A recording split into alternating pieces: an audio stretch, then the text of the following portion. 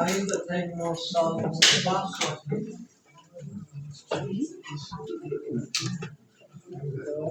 Então, agora, na cozinha. Bem, agora é a sua vez de sentar e a minha vez de ficar em pé. Quando o Robson estava falando no início, pensando, nos lembrando de tudo que tem acontecido aí no mundo inteiro, essa semana, as desgraças, as tristezas, as tragédias e tudo isso que então abate o nosso coração. Às vezes, algumas pessoas nos acusam de estarmos assim, fugindo do mundo e então entrando assim em retiro para pensar no Deus que mora nos céus e então que nós não estamos enfrentando a realidade. Mas pensando nisto, eu penso, não, é diferente. Nós chegamos aqui para encontrar a realidade, para podermos nos equipar e preparar para ir e enfrentar tudo que o mundo pode trazer contra nós. Não é isso? Então é muito importante o momento de retirar do mundo para podermos refrescar a presença do Senhor, nos lembrar da realidade, da sua presença, quem Ele é, que o mundo lá fora completamente esquece, para que nós sejamos preparados para podermos realmente ter vitória neste mundo em que nós vivemos. E para que nós tenhamos uma palavra de esperança, uma palavra de alegria para aquelas pessoas que nós encontramos todos os dias. E a gente nunca sabe o que estão enfrentando nas suas vidas, as dificuldades que estão passando, as tragédias que estão talvez passando na sua vida. E às vezes o Senhor nos coloca como palavra de esperança para trazer para eles, levantar, dar-lhes uma palavra de alegria. Nós devemos sempre levar conosco a alegria do Senhor e mostrar que Ele, apesar de tudo que possa acontecer, sempre nos dá a possibilidade de viver, de subir e de levantar e ficar por cima de todas essas dificuldades. Bem, hoje, pensando naquilo que nós íamos estudar hoje, eu pensei no Evangelho de Mateus. E nós temos Nós vamos fazer assim um clique para mudar. Tem um indicador aqui. Revelando o Cristo. E a leitura que nós estamos vendo é em Mateus capítulo 16, e nos versículos 13 a 28. A maneira em que um daqueles que o Senhor Jesus chamou para seguir, para andar com Ele quando estava na terra, aquela palavra que Ele trouxe para eles e a maneira em que o Pedro fez aquela confissão de Cristo.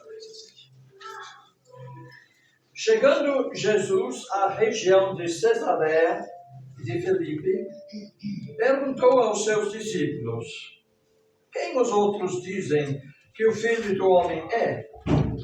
Eles responderam: alguns dizem que é João Batista, outros Elias, e ainda outros Jeremias, ou um dos profetas. E vocês? Perguntou ele: quem vocês dizem que eu sou? Simão Pedro respondeu: tu és o Cristo, o Filho do Deus vivo. Respondeu Jesus: feliz é você, Simão, filho de Jonas, porque isto não lhe foi revelado por carne ou sangue, mas por meu Pai que está nos céus. Eu lhes digo que você é Pedro, e sobre esta pedra edificarei a minha igreja, e as portas do Hades não poderão vencê-la. Eu lhes darei as chaves do reino dos céus. O que vocês ligam na terra será ligado nos céus, e o que vocês desligarem na terra será desligado nos céus. Então advertiu os seus discípulos a não contassem a ninguém que ele era o Cristo. Desde aquele momento, Jesus começou a explicar aos seus discípulos o que era necessário que ele fosse para Jerusalém e sofresse muitas coisas nas mãos dos líderes religiosos, dos chefes, dos sacerdotes e dos mestres da lei, e fosse morto e ressuscitasse no terceiro dia. Então Pedro, chamando-o à parte, começou a repreendê-lo, dizendo: nunca, Senhor, isso não te acontecerá. Jesus virou-se e disse a Pedro: para trás de mim, Satanás, você é uma pedra de tropeço para mim, e não pensa nas coisas de Deus, mas nas dos homens. Então Jesus disse aos seus discípulos: se alguém quiser acompanhar-me, negue-se a si mesmo, tome a sua cruz e siga-me. Pois quem quiser salvar a sua vida, a perderá. Mas quem perder a sua vida por minha causa, a encontrará. Pois que adiantará o homem ganhar o mundo inteiro e perder a sua alma? Ou o que o homem poderá dar em troca da sua alma? Pois o Filho do Homem virá na glória de seu Pai, com os seus anjos, e então recompensará a cada um, de acordo com o que tenha feito.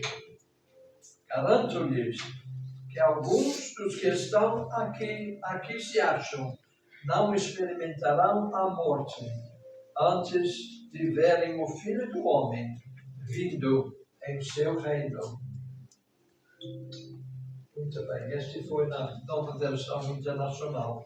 Eu comecei a usar esta versão, provavelmente muitos de vocês usam aquela versão Ferreira de Almeida, mas eu vou dizer porque já nos últimos 30 anos eu uso essa versão. Porque aquele texto do original, no grego, foi escrito em grego comum, a língua do povo. E essas versões, como Authorized Version in English, e também essa versão antiga, é de um século diferente. E usa, às vezes, uma linguagem que a gente não usa muito nos dias de hoje, porque linguagem não é estática, ela move, ela transforma-se ao longo dos séculos. Então, é importante que a gente veja que a Bíblia não é um livro antigo que não é mais relevante para nós. É um livro atual, que é vibrante, é muito importante para nós. Então, eu sempre achei importante usar numa linguagem que soa melhor com as pessoas do que aquela versão bíblica antiga da força. Então, talvez interessante a gente pensar nisso. E essa é a razão que alguns podem pensar, porque nós vemos que de muitas origens diferentes, né? Por que nós usamos essa versão? Mas eu sempre tenho usado esta versão. Então, a gente vê que Deus tem estado revelando o seu plano de redenção para a humanidade desde a criação. Este foi o seu plano. Antes de ele começar a pensar no mundo, criar este mundo, um lugar, creio eu, especialmente para os humanos, aqueles feitos na imagem de Deus que ele iria colocar aqui. O mundo não é o mundo em que então depois ele pensou em colocar alguns povos e animais para habitar. O mundo ele criou especialmente em função dos humanos, dos seres feitos na sua imagem que ele ia colocar aqui e que iam então reproduzir ao longo dos anos. Então Deus tinha um plano, porque ele sabia que, tendo feito aquele risco de então querer um povo que iria aprender a amar a ele, que ele tomava o risco, dando-lhes o poder de escolha, que eles poderiam escolher viver a sua vida aqui, aproveitar tudo que Ele colocou aqui para o nosso bem e usar isso só para o nosso prazer e esquecer completamente daquele que nos criou. Porque Ele é invisível, não vemos a Ele. Ele é fora daquele contexto da nossa visão, das nossas faculdades. Então, Ele tomou aquele risco. Então, aquele risco de então o homem esquecer dele e não andar, viver a sua vida sem nem pensar nele. Então, Ele precisava de uma maneira de então fazer com que o homem fosse recuperado, reconciliado, para conhecer a Ele. Então, já imaginou, desde a criação, o envio do seu Filho para esse mundo. E então Ele, durante todos aqueles alguns milhares de anos, antes da vinda de Jesus, Ele ficou então tratando do seu povo, lembrando deles dos seus cuidados, em tudo que Ele estava fazendo, mostrando-lhes uma terra onde eles iam morar, e habitar, e sempre falando e enviando pessoas, quando esqueceram dele, quando ficaram. E o resultado de esquecer de Deus e viver é que nós caímos no pecado, nós sofremos as consequências do pecado. Isso é sempre inevitável. Quando não andamos de acordo com as orientações de Deus, nós sofremos as consequências. E então as pessoas iam cair nessa desgraça. Aquilo que nós falamos um pouco no início, que o mundo está vendo. As mortes, os assassinos, as traições e tudo mais que vem e fazendo uma tristeza em nosso mundo de hoje. Então tudo isso vinha fazendo com que o Senhor então preparasse o caminho para a vinda do seu Filho. Mas como é que eles iam reconhecer a Ele? Ele então fazia, ao longo dos anos, pessoas ungidas por Ele, ungidas por seu Espírito, que falassem a sua vontade, a sua palavra. Então eles falavam como é que eles iriam reconhecer o Filho de Deus quando Ele vinha aqui. Ele tinha planos de vir e viver aqui nesta terra como uma pessoa humana, igual a nós. Então, ele até falava o nome dele, que ele seria o Salvador do seu povo. E então, através dos profetas, não um, mas vários deles, contava os detalhes mínimos, mais de 300, que então a pessoa, quando ele vinha, ia cumprir, para que quando ele vinha, as pessoas tinham condições de reconhecê-lo. Então, é isso que ele estava fazendo. Então, no Velho Testamento, nós vemos isso é sempre no futuro. Thank you. Yeah, that's it. Perguntas. Primeira ainda. Yeah. Isso levantava, então, essas perguntas entre o povo que estavam ainda aguardando a vinda de Jesus. Sempre estava no futuro. Então, eles iriam perguntar quem seria o Messias. Quem é o Messias? O Cristo. E havia muitas pessoas que, ao longo dos anos, achavam que isso seria uma forma de chamar a atenção à lealdade das pessoas, e então proclamavam: eu sou aquele que vinha para salvar o povo, para levantar um grande exército, para vencer nossos inimigos. Havia vários. Então eles ficavam na dúvida e sempre perguntavam: quem é o Messias? Segunda pergunta seria: quando é que ele vem? Porque os séculos passavam e não vinha. Era quase a mesma coisa que nós temos nos dias de hoje. Quando Jesus diz que ele vem outra vez, mas ele não vem. Ainda não veio. E as pessoas disseram: mas já passaram 2000 anos. Será que foi um engano? Será que ele veio? Não. O mundo vai continuar sempre do jeito que está. E muitos, até os crentes, já perderam a esperança de ficar esperando e olhando pela vinda de Jesus. Mas ele prometeu. E aquilo que ele prometeu, ele fará. E a mesma coisa da primeira vinda e agora que é na segunda vinda. Quando é que ele vem? E quando ele vem, como nós vamos saber? Agora, a segunda vez vai ser mais fácil, porque a Bíblia nos promete, todo olho o verá, não haverá dúvida, vem com poder e glória, e então todo mundo vai ficar sabendo, mas naquela primeira vinda, ele vinha neste mundo de uma forma diferente. Ele nasceu aqui, como um nenê. Um nenê, quem é que ia saber que este era? Agora o Senhor deu e começou, através do nascimento de Jesus, a fazer as promessas. Nasceu de uma virgem, nasceu humilde, nasceu num lugar que era já profetizado, a cidade de Belém. Então, ele já no seu nascimento começou a cumprir aquelas profecias para que o povo pudesse ter certeza que este era o Cristo que viria. Como é que nós íamos saber?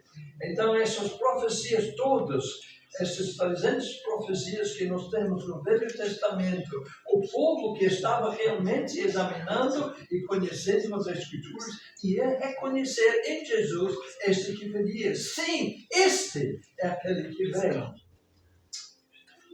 Então, eles precisavam conhecer as Escrituras para poder saber quem ele era. Em Mateus capítulo 11, versículo 2, João, ao ouvir na prisão o que Cristo estava fazendo, enviou seus discípulos para lhe perguntarem: és tu aquele que haverá de vir, ou devemos esperar algum outro? Então, até João queria aquela confirmação que este Jesus, que agora aparecia, era a pessoa que eles estavam esperando. E Jesus respondeu: volte e anuncie a João o que vocês estão ouvindo e vendo, isto é, a evidência. Os cegos veem, os mancos andam, os leprosos são purificados, os surdos ouvem, os mortos são ressuscitados e as boas novas são pregadas aos pobres. Essas eram todas coisas que você tem condições de fazer essas coisas? Ninguém tem. Somente o Cristo teria poder de fazer isso. E assim, ele estava dizendo, essas promessas que o Senhor deu antecipado, para vocês souberem quem ele era, esse é o Cristo. E por isso que nós damos tanto foco em Cristo Jesus. Porque ele é aquele que Deus havia prometido. Não há outro plano, é este. Ou nós conhecemos a Ele, ou não conhecemos o seu plano para a nossa vida. Não há esperança de reconciliação com Ele. Esta é a nossa esperança. Então, Deus deu mais uma. Deus deu uma promessa no início. Ele virá. Ele deu uma promessa, profecia, deu os detalhes da sua vinda. Mas, mesmo assim, havia muitos desentendimentos naquele período de espera, de pessoas que pensavam de uma forma ou do outro. Mas, claramente, dentro da palavra de Deus, Deus tem a revelação dos seus planos. E então, é por isso que é tão importante nós conhecermos a palavra de Deus. Porque nisto está contido toda a palavra que nós precisamos saber. Então, por isso que nós damos sempre ênfase à explicação da palavra de Deus. Porque é ela que nos dá esperança, é ela que nos dá certeza de tudo aquilo que nós cremos. Isso não é, oxalá que fosse verdade. Não é isso. Não é, seria bom que fosse verdade. Não, esta é a certeza. E nós temos este garantido da parte de Deus. Porque esta palavra que nós temos aqui, nós temos como um livro.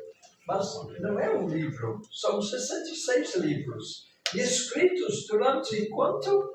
1400 anos, desde o primeiro livro até o último, feito por uma pessoa, não, claro, feito por 40 pessoas diferentes, mas todos eles, unidos aqui, falam a mesma coisa, a mesma mensagem, não há contradição entre um e outro. Então, por isso que nós sabemos que é a palavra de Deus, por isso que nós damos tanto ênfase e temos tanto amor nesse livro que chamamos a Bíblia, que é uma biblioteca de livros, por isso que é chamado de Bíblia. Então, nós temos esta revelação dos planos de Deus na sua palavra. E quando nós lemos no Velho Testamento, nós notamos uma coisa interessante.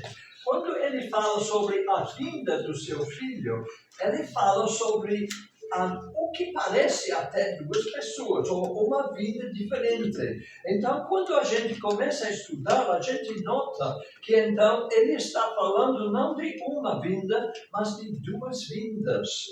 Agora, uma vez ele já veio, nós sabemos, em Jesus. E então, a segunda vez ele ainda está para vir. Mas sabe o que aconteceu? O povo do Velho Testamento fazia confusão da descrição das duas vindas que ele tinha. Agora, a primeira vez que ele vinha seria uma vinda em humildade, enquanto ele vinha. Como fala em Isaías, ele vem como uma pessoa. Isaías capítulo 3, ele cresceu diante dele como um broto tenro, como um raiz saído de uma terra seca. Ele não tinha nem qualquer beleza ou majestade que nos atraísse. Nada havia em sua aparência para que o desejássemos. Ele seria e vinha como um servo. E Jesus enfatizou isso na sua palavra, no seu ministério. Eu vim para servir, não para ser servido. Agora, a segunda vez, sim, ele vem como rei, ele vem como juiz, com grande poder. Mas estas duas vindas ficam entre o povo e na esperança do povo uma confusão. E então a gente vê essa dificuldade na aceitação dos próprios discípulos de Jesus. Eles estavam esperando que ele fosse cumprir esta segunda vinda, enquanto ele estava vindo a primeira vez como um servo que ia morrer e sofrer. Por isso que Pedro não entendeu naquela leitura. Então, no Novo Testamento, Jesus revela e confirma a sua identidade, primeiramente para os seus discípulos. Aquele grupo de irmãos que ele então congregou ao redor dele para aprender dele e para que ele pudesse prepará-los durante 3 anos para ser os primeiros embaixadores de Jesus, então indo por todo o mundo pregando o evangelho de boas novas de salvação em Cristo Jesus. Então, quando ele começa a confirmar a sua identidade, ele não faz isso imediatamente e não faz diretamente. Ele quer que eles venham a conhecer a ele por si mesmos. Então, ele aqui está colocando uma forma pela qual também nós podemos chegar à fé. Jesus usa perguntas para os discípulos responderem. Então, ele quer ver se eles tinham percebido a sua identidade. Nesse momento que ele vai para um lugar à parte, esta região de Cesareia de Filipe era uma região deserto, perto de uma montanha, Monte Horebe, para o norte do Mar de Galileia, bem no norte de Israel. Então, quando ele vem para lá, ele começa usando perguntas para os discípulos começarem a pensar no assunto. Para conhecer a Deus e seu propósito para a nossa vida, nós devemos também fazer para nós mesmos as mesmas perguntas. Então, vamos à próxima. Qual é a sua... Não, essa aqui mesmo. Onde é que você fica? E nós vemos isso nesses primeiros versículos, de 13 a 19. Jesus, então, apresenta o assunto na introdução. Ele disse: quem é que os outros dizem que o Filho do Homem é? Então, isso já começa, faz com que os discípulos começam a pensar no assunto. E então eles começam a lembrar, assim, as conversas que eles ouviram da multidão, as pessoas que estavam conversando. Será que este Messias, quem seria isso? Esse é, assim, um renascimento de alguns dos profetas? Ele é um profeta? Quem ele é? Porque ele faz milagres, ele fala coisas maravilhosas. Não sabemos quem ele é. Então, começam a ouvir o que os outros estão ouvindo. E quando nós estamos nesse mundo, nós começamos a ouvir, né? Nós ouvimos os comentários, o que os outros pensam, o que é um crente, o que é Jesus, o que é crer em Jesus, ou como os crentes são bobos, isso, aquele, outro. Nós ficamos ouvindo a opinião dos outros, não é? E então eles examinam essas respostas. Então eles são levados a pensar, mas será que eu concordo com o que os outros lá fora estão dizendo a respeito de Jesus? Esta também é a minha posição? Eu estou junto com eles? Ou eu estou com outra opinião? Depois, então, Jesus vem àquela pergunta que define a sua própria posição. Quem é que vocês dizem que eu sou?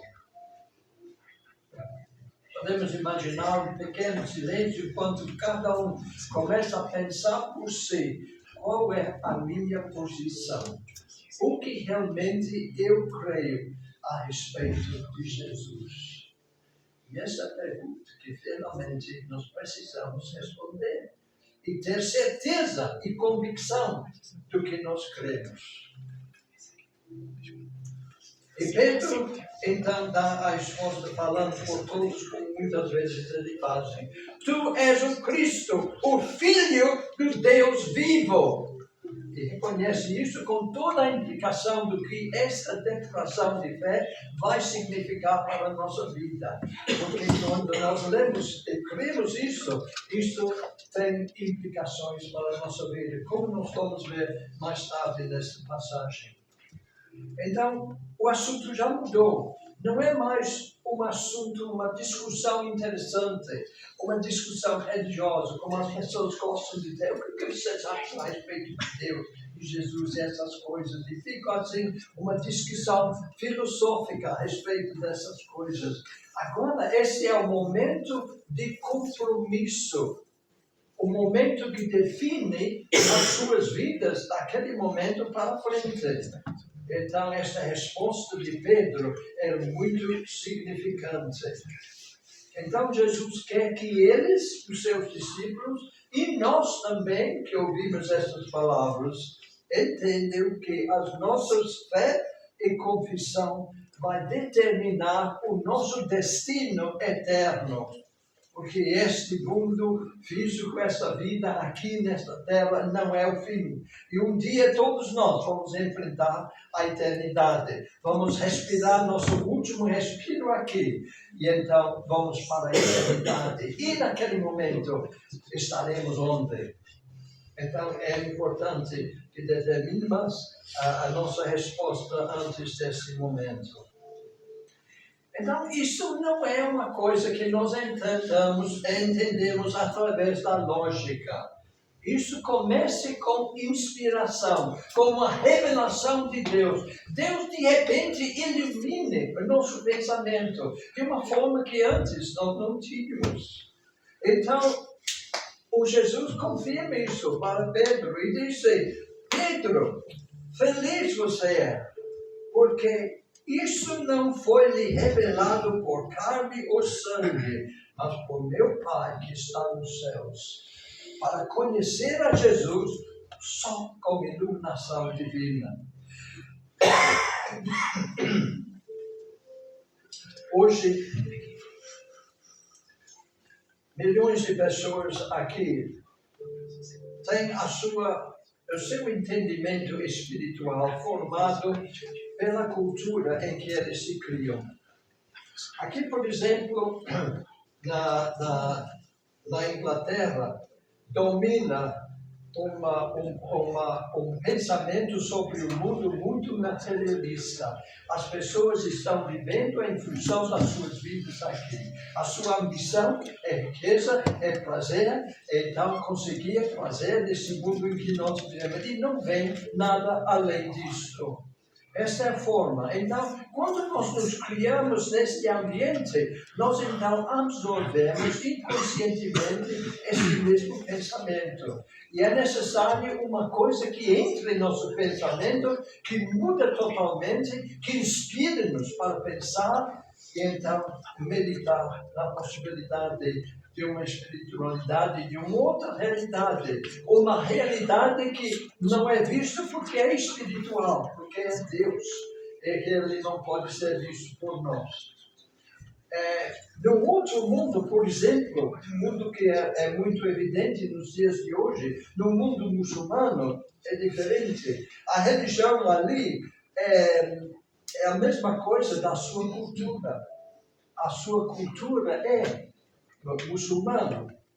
Então, se você mora nesse país, você é muçulmano automaticamente. Não tem escolha, não precisa nem pensar, não precisa examinar nada, simplesmente se submeter e fazer o que você é mandado a fazer. Então, esta é uma outra forma. Então, as pessoas ficam dominadas muito pela cultura em que eles foram criados. Então, por causa dessa defesa cultural para fazer perguntas, Jesus então entra nessas mentes fechadas que às vezes não pensam em outra realidade, como especialmente no mundo muçulmano, ele entra na sua realidade não através de razão ou de livros, porque eles não têm as escrituras, a Bíblia é proibida naqueles países, mas o Senhor entra no seu conhecimento através de visões e sonhos. E é uma coisa impressionante. No terros onde é proibido a entrada de cristãos e missionários, onde os cristãos e as pessoas se convertem à fé cristã são mortos. Então, o Senhor entra nas suas vidas através de uma visão de Jesus à noite. Eles começam a examinar, mas esta é uma coisa que eu não tinha pensado, não tinha imaginado. E começam a procurar saber se outros têm essa mesma experiência. E encontram uma pessoa que diz que é crente, mas não pode falar disso. Ou em que às vezes tem uma cópia das escrituras e então empresta para eles e eles ficam conhecendo. Então, muitos deles estão tornando a fé em Jesus muito mais do que por séculos nesse mundo fechado. Em Irã. Irã hoje é um daqueles países que é mais fechado para o Evangelho, onde os crentes são presos e perseguidos. Hoje calcula-se que através deste meio de Deus entrar nas suas vidas, existem 8 milhões de crentes em Irã. Essa é uma estimativa por baixo. Em outros países também, no Oriente Médio. E a mesma coisa está acontecendo em muitos países comunistas, onde eles dizem, você é ateu, Deus não existe, você não pode crer em Deus, igrejas são destruídas e é proibido entrar nisso. Então existe na China mais de 100 milhões de crentes. Alguns deles, então, encontram embaixo, estávamos ouvindo um vídeo essa semana, né? De um crente do exterior, acho que foi coreano, que foi lá para ensinar a Bíblia, e ele foi levado para a igreja deles. Ele foi uma igreja, assim, uma casa simples, uma casa de madeira, e então ele entrou lá dentro, eles entraram, tiraram um tapete do chão, ali havia uma porta no chão. Eles levantaram, tinha degraus que levantaram para assim uma sala subterrânea que eles tinham cavado à mão. E então ali embaixo havia um grupo de cristãos que estavam reunidos por medo das autoridades. Interessante como então essas coisas estão acontecendo. Bem, a próxima. Então a resposta está no versículo 17. Então respondeu Jesus para Pedro: Feliz é você, Simão, filho de Jonas, porque isto não lhe foi revelado por carne ou sangue, mas por meu Pai que está nos céus. Então Jesus confirma que esta é a forma. Não é uma coisa que estudamos, não é uma coisa que nós temos que entender e então para entender. É uma coisa, se o Senhor não nos revela isso, então nunca vamos entendê-lo. Então depois ele começa com esse jogo de palavras aqui, usando o nome de Pedro. E disse: você é Pedro, Pedrinho, né? E sobre esta pedra, com P maiúscula realmente, deve ser, esta pedra eu vou construir a minha igreja. Algumas pessoas acham que então ele estava sendo denominado como o primeiro e o mais alto pessoa na igreja. E dizem alguns que é uma pessoa que se chama Papa, então é descendente de Pedro. Mas é isso que ele estava dizendo aqui. Realmente, o que ele estava dizendo é o seguinte.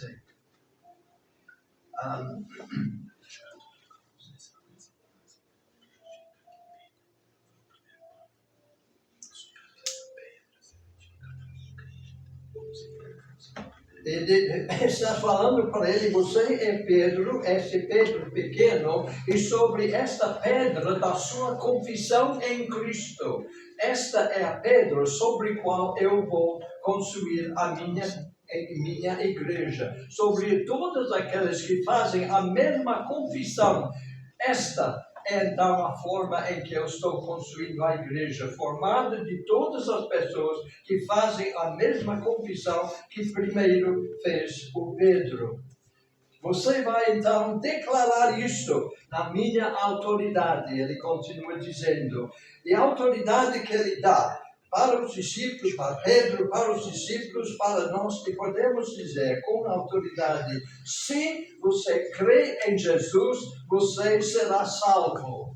Isso não é uma opinião nossa, ele nos dá o poder e a autoridade de fazer esta declaração. E esta é a base de toda a pregação da igreja. Se você crê no Senhor Jesus Cristo, você será salvo. A sua vida eterna está garantida. Então, esta é a importância desta expressão. Bem, como é que você entende as consequências desta fé? Primeiro, para si mesmo, isso significava, para Jesus mesmo, significava sofrimento e morte. E que ele ia morrer e ser levantado novamente para a vida.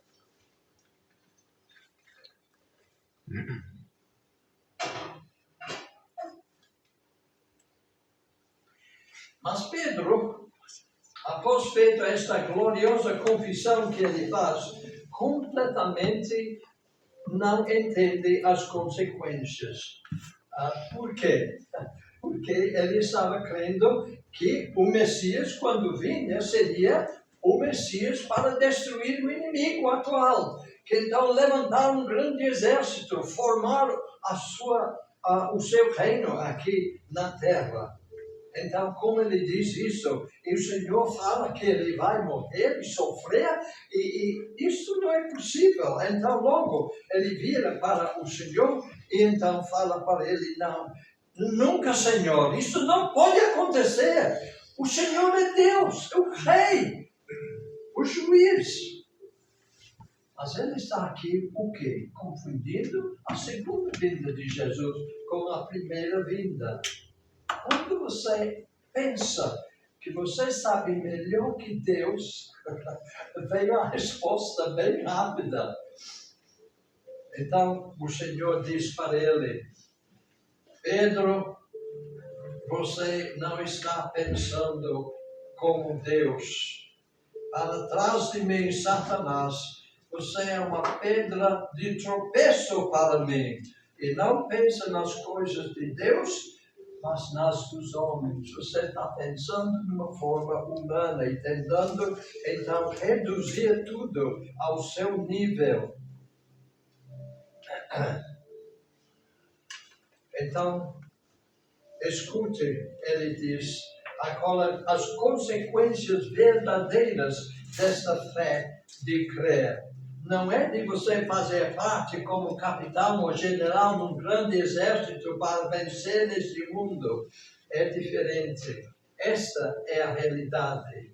Então Jesus disse aos seus discípulos, se alguém quiser acompanhar-me, negue-se a si mesmo. Isto é, recusa as suas próprias ambições. Tome a sua cruz e siga-me. Pois, quem quiser salvar a sua vida, a perderá. Mas quem perder a sua vida por minha causa, esta que vai encontrá-la. Esta, Jesus disse, é a realidade. Eu fiquei muito impressionado como jovem com a história de um homem chamado Nat Saint e mais 4 missionários que foram pregar o Evangelho para os índios na Amazonas, em Equador. E ali eles foram com um pequeno avião e encontraram e fizeram algumas passagens ali, eles jogaram alguns presentes para os índios que nunca haviam nenhum contato com pessoas de fora do seu tribo. E então, finalmente, eles achavam que então eles tinham feito contato com o tribo, então eles fizeram uma aterrissagem ali na margem do rio, ali, numa praia que havia naquele lugar. Mas, infelizmente, eles não tinham julgado certo a reação do tribo, e todos os 5 foram mortos naquele lugar. Mais tarde foi recuperada a Bíblia de Nat Saint, e ali a esposa encontrou as palavras.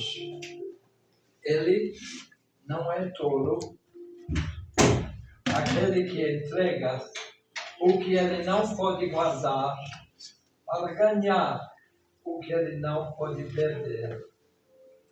E esse é exatamente o que Jesus estava dizendo aqui. Pois que adiantará, versículo 26, o homem ganhar o mundo inteiro e perder a sua alma?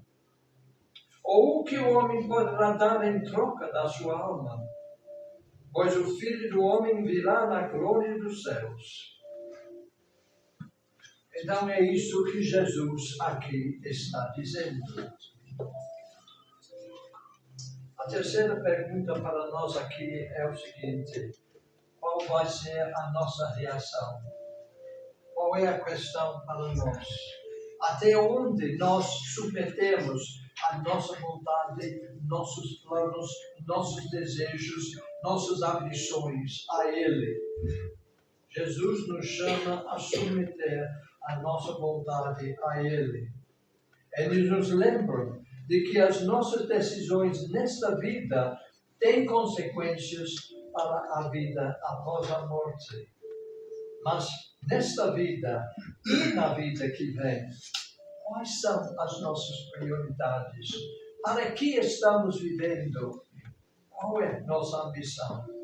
Nossos alvos na vida? Nosso, então, primeiro objetivo é de, então, além, claro que precisamos, então, colocar pão na mesa, lugar para morar, etc. Mas nossa ambição toda, então, se encontra em acumular o mais riqueza possível. Às vezes as pessoas saem do seu país e procuram um outro país à busca de uma vida melhor. Sabe o que aconteceu? Este pensamento na mente de alguém aqui pode ser, né? Como é que isso vai nos ajudar no dia em que nós morremos? Como Jesus disse, se você fosse ganhar o mundo inteiro, ser um milionário, igual a Bill Gates ou Elon Musk ou qualquer um, se você fosse então acumular toda aquela riqueza, no dia que você está morrendo, o que adianta aquele dinheiro? Ou será que é para nós, então, aproveitar a vida ao máximo, tirar o máximo de prazer de tudo que nós fazemos? É a nossa ambição é buscar todas as novidades que não podem, então, brilhantar a nossa vida. Mas, no final, será que isso nos traz a felicidade verdadeira? Amanhã, aí já passou. Estamos à busca de outro prazer. O que é que realmente, então, significa submeter à vontade de Deus? Ela significa descobrir o propósito da vida. É responder à pergunta: para que a vida? Para que a minha vida? Para que estou vivendo? Onde é que eu vou estar daqui a uns 1 ano, 5 anos? E responder especialmente aquela pergunta: será que existe um futuro após a morte? Como é que eu posso ter certeza? Senhor, o que é que tu queres que eu faça com a minha vida? Esta é a resposta, esta é a pergunta que devemos fazer. E como é que eu devo me preparar para isso? Para ser aquilo que tu queres? Pausa.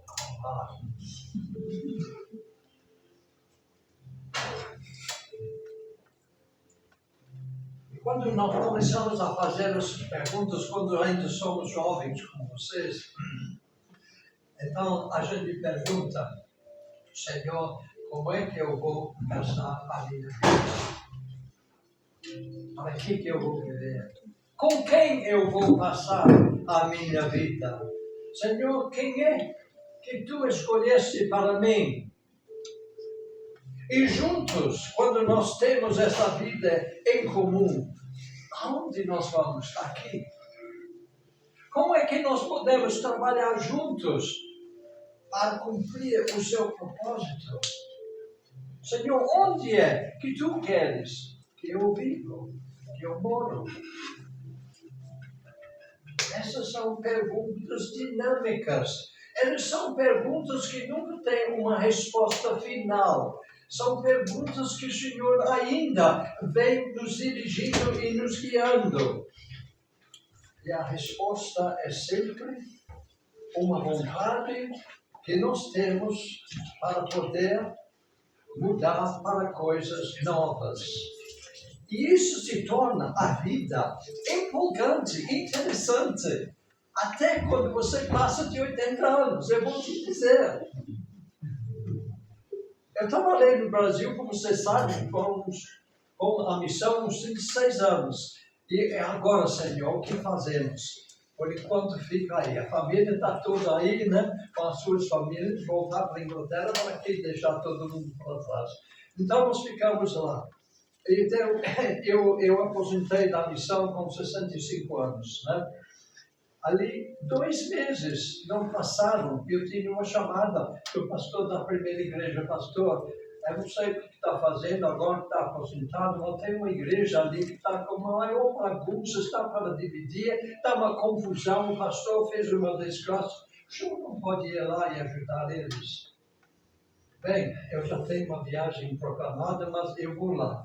Então, encontrei com a segunda vice-moderadora da igreja, porque o primeiro já tinha abandonado a igreja e outros também. E no fim, acabei indo lá para pastorear aquela igreja aposentada. O senhor tinha outros planos, né? Mas depois descobrimos que a igreja estava caindo em pedaços. E a única solução era derrubar tudo e começar de novo. Então, enfrentamos isto. Então decidimos fazer. Começamos com nada e então começamos a construir.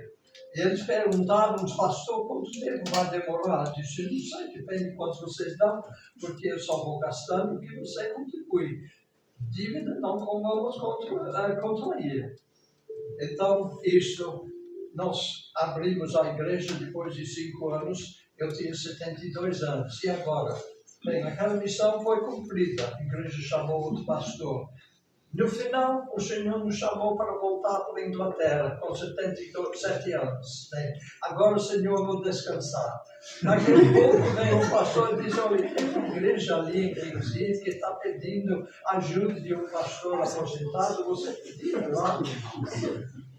Eu fui lá. Então não passou muito tempo e um dos pastores que estava naquela igreja disse, olha, pastor, eu estou aqui com uma igreja fechada num lugar aqui perto chamado Apple e a igreja está fechada e nós estamos querendo abrir de novo, você quer me ajudar? Aí começamos, isso levou 5 anos. Aí depois, no ano passado, eu comecei a encontrei com um grupo de quê? Brasileiros. Aqui na Inglaterra, senhor, eu já tenho 85 anos, o que eu faço agora? Então comecei a me envolver com a igreja. E 3 semanas atrás, né, nós iniciamos os nossos cultos nessa igreja que estava fechada e agora está aberta.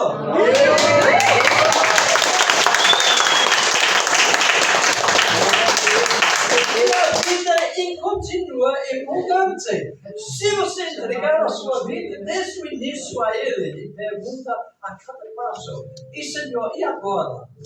E agora? E nunca para de perguntar. Não é?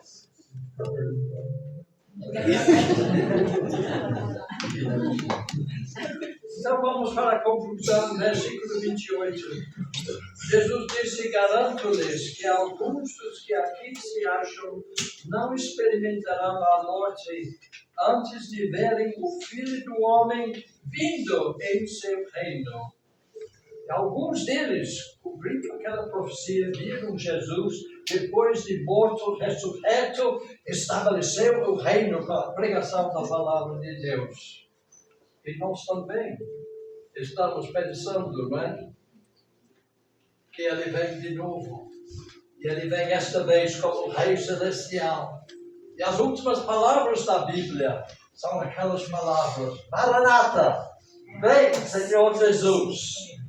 Vem Senhor Jesus. Amém. Isso que estamos esperando. Sempre tem esperança pela frente. Amém. Graças a Deus. Mas para terminar bem, nós precisamos começar bem.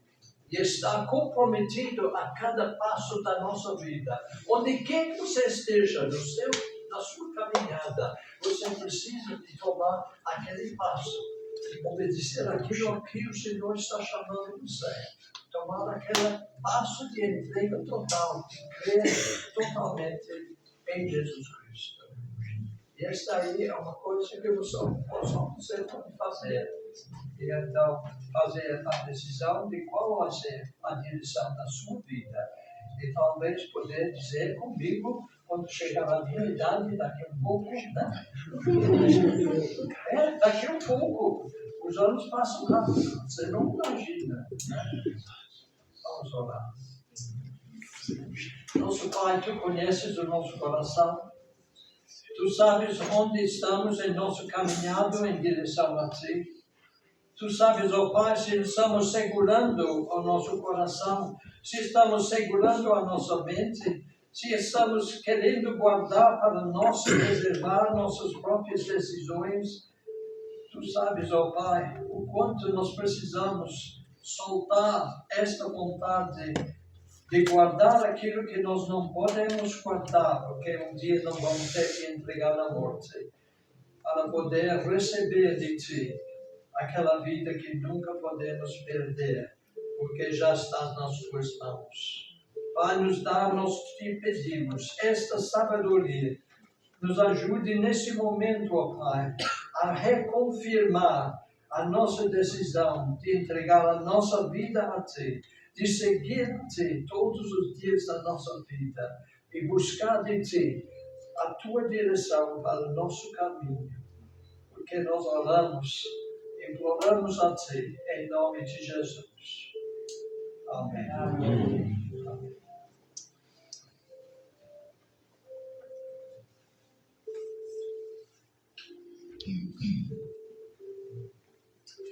E agora nós vamos estar pensando naquilo que tornou tudo isso possível. E essa mesa aqui é uma lembrança disto.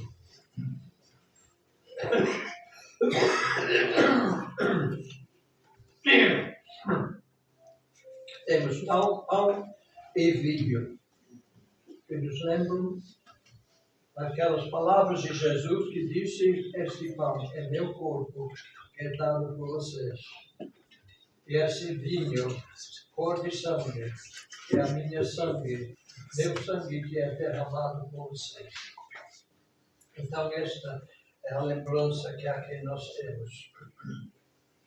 Então nós começamos a ver aquela leitura em Isaías capítulo 53, onde o Senhor então falou aquilo que Jesus, o profeta Isaías falou aquilo que o Senhor estava fazendo em Jesus. Então é bom lembrar essas palavras que ele falou, falando 700 anos antes a respeito de Jesus. Certamente ele tomou sobre si as nossas enfermidades e sobre si levou as nossas doenças. Contudo, nós o consideramos castigado por Deus atingido e afligido. Mas ele foi transpassado por causa das nossas transgressões, foi esmagado por causa das nossas iniquidades. O castigo que nos trouxe paz estava sobre ele, e pelas suas feridas fomos curados. Todos nós, tal qual ovelhas, nos desviamos. Cada um de nós se voltou para o seu próprio caminho. Mas o Senhor fez cair sobre ele a iniquidade de todos nós, para que, libertados do pecado, tivéssemos vida nova em Cristo Jesus.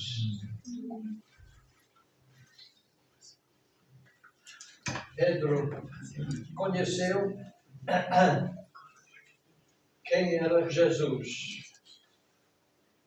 Ele foi o primeiro dos discípulos a fazer aquela declaração maravilhosa de fé, conhecendo a Ele. Mas um pouco mais tarde, no mesmo Evangelho, no capítulo 26, no versículo 69, Pedro estava sentado e uma criada aproximou-se dele. Você também estava com Jesus, o Galileu? Mas ele negou diante de todos, dizendo: não sei o que está falando.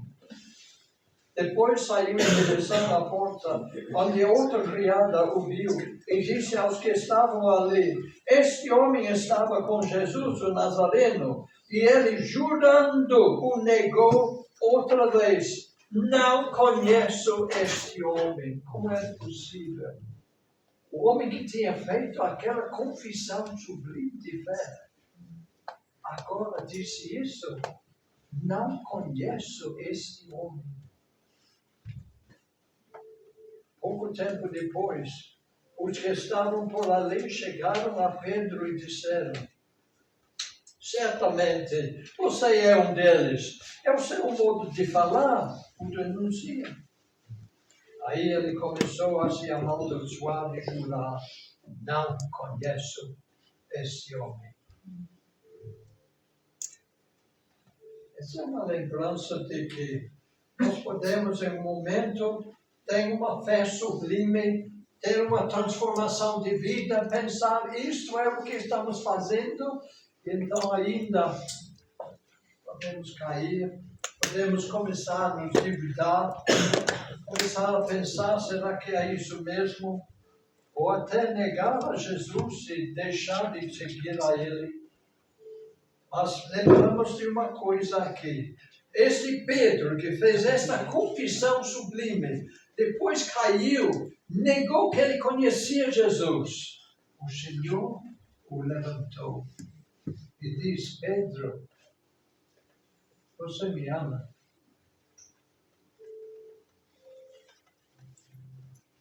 E ele, totalmente agora arrependido, disse: Senhor, Tu sabes todas as coisas, tu sabes que eu te amo. E pelas 3 vezes que Pedro negou o Senhor, que conhecia ele, o Senhor perguntou a ele 3 vezes: Pedro, tu me amas? E 3 vezes ele teve que agora afirmar novamente: Senhor, tu sabes que eu te amo. Para desfazer o pecado que ele havia feito. E depois, há pouco tempo depois, quem estava levantando no centro de Jerusalém e dizendo: Este que vocês crucificaram, o Senhor levantou, Ele é o Salvador. E 3.000 pessoas naquele dia se renderam e entregaram-se à fé em Cristo Jesus.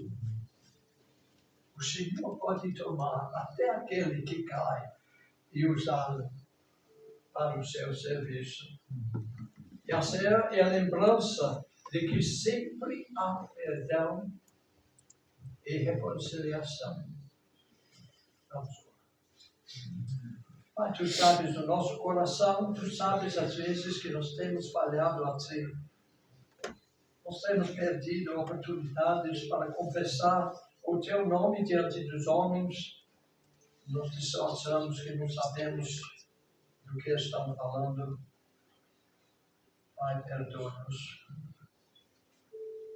E sabemos, ó Pai, chegamos a Ti com essa lembrança aqui, a lembrança que nos lembra que em Cristo sempre há perdão e sempre há reconciliação.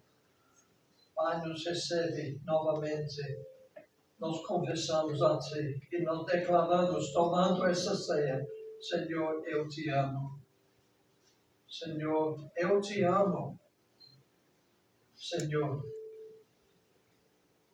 eu te amo verdadeiramente. Meu Pai, na medida em que nós tomamos então estes elementos da ceia, o pão e o vinho, que possamos realmente estar dizendo a Ti: Jesus, eu te amo. Perdoa-me por todos os meus pecados. Em nome de Jesus. Amém.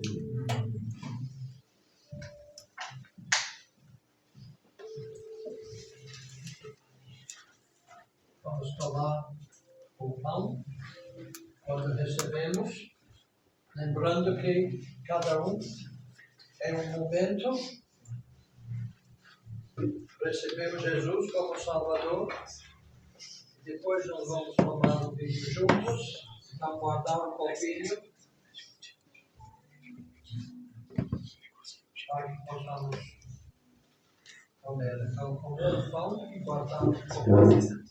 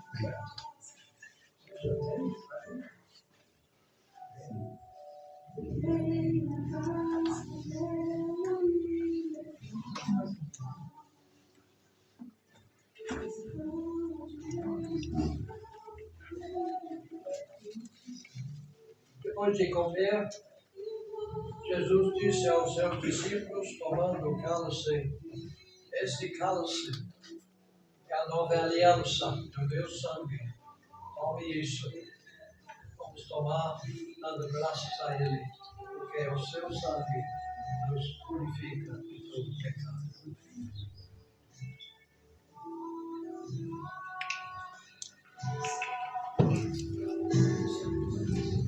Nós somos pessoas todos diferentes um do outro.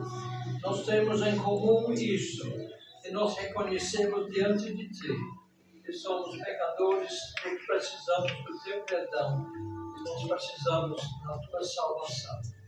Damos-te graças, ó Pai, que Tu fizeste isso em nossa vida e que nós cremos em Ti.